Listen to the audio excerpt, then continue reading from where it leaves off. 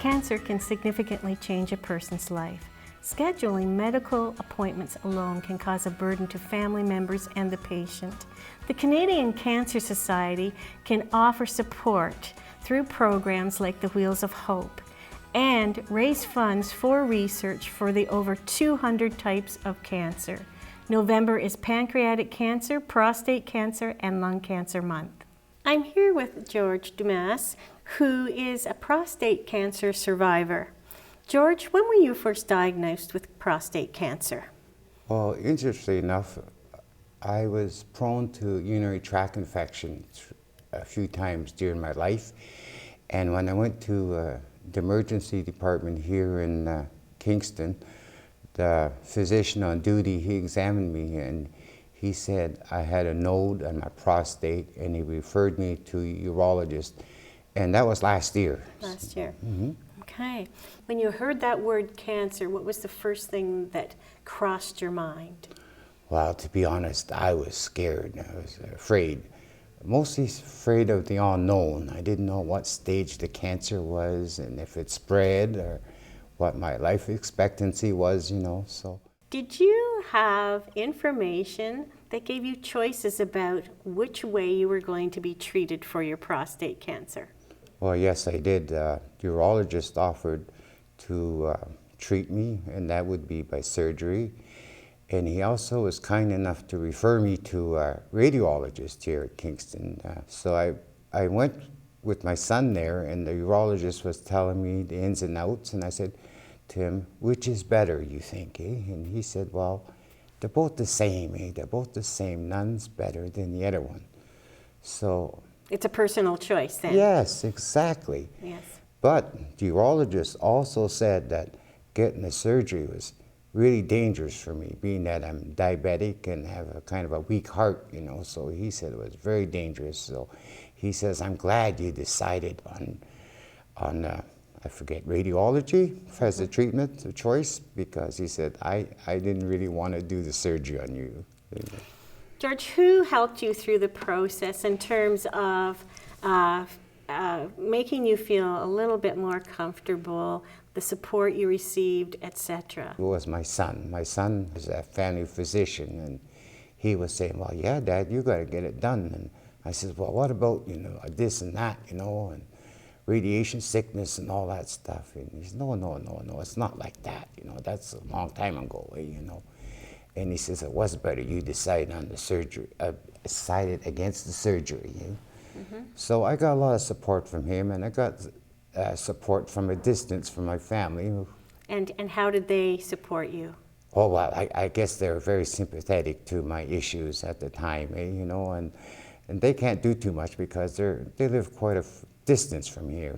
I'm not from here, I'm from up north, so and that's where they're mostly located. Did you know that you had cancer, or was it found in a different way? My cancer was found almost by accident. Okay.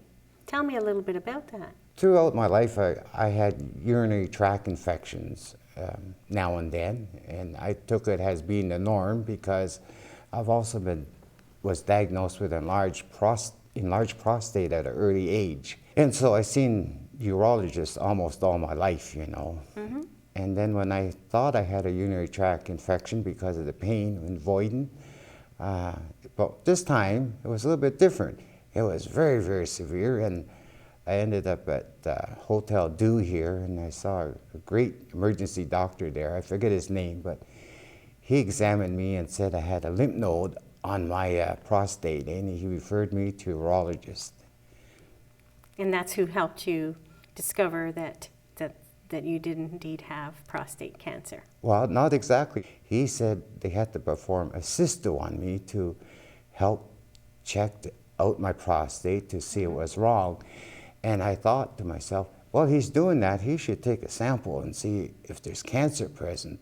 So after the procedure was over, I said to him, did you take a sample of my prostate to see if it was cancer? He says, relax, George, we already did that, So they were looking after you. Yes, Yeah. And he said, yes, you do have cancer, so it was kind of like, it was scary, to have cancer. During that journey, you became a little bit more comfortable with going through the process and the treatments that you are receiving now? Oh, yes, yes. I come a long way from being first diagnosed to where I am now, because I've also done a lot of research on my own, through the internet and talking to various professionals, and I've run across, and they've been free and kind with their advice, so they never refused to answer any of my questions. What went through your mind in terms of receiving help from the Canadian Cancer Society? Had you heard about Wheels of Hope at that point? No, interestingly, I hadn't, and I was fortunate. I have a son who's a physician in the Kingston area, and he said, "Hey, Dad, there's a service by the Canadian Cancer Society has like a taxi service. They can bring you to the hospital every day." Tell me a little bit about that. How has it relieved some of the stress for you? Well, for one thing, at the time, I didn't have a vehicle because my son needed it more than I did at the time, so he had a vehicle. And taking a taxi every day to Kingston General would have been really expensive, Yes. And even if I had a car, it still would have been expensive because the parking is really costly, and I almost couldn't afford that every day either.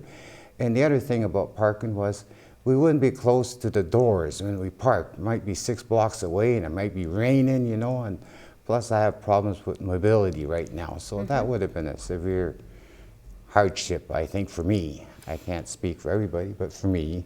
The driver that picked you up, you enjoyed that time with that person as well. Tell me a little bit about that. I'd be happy to. Most of the drivers, I can say all the drivers who drove me back and forth, they're all so smart. They're educated. They're very emphatic with my problems. They probably knew more about cancer than I did because they came across people like me every day in their volunteer services. And I can't say enough about them. I wanted to ask you how your experience with driving back and forth made your day go, helped you with the success of what you were going through. Well, believe it or not, the drivers, just being there, were very therapeutic to me because they helped calm me down, reassured me, by saying even something like, "Hey, we're not late, we still got lots of time yet," so they're very reassuring and comforting in that area, and especially for somebody who has cancer like I do. Little things, could be very dramatic and scary, for people like me, but they calmed me down, and that was one less thing I had to worry about. When you were first diagnosed, what stage was your cancer at? I'm not really sure, but I can say I think it was just at the beginning, so Okay. I was very fortunate, I think. My radiation treatment is officially done for now. Congratulations. But I still use the Wheels of Hope for going for blood tests or doctor's appointments here at KGH. Right. George, I'd like to thank you for coming on today and speaking to us about your cancer and the Wheels of Hope. Thank you very much.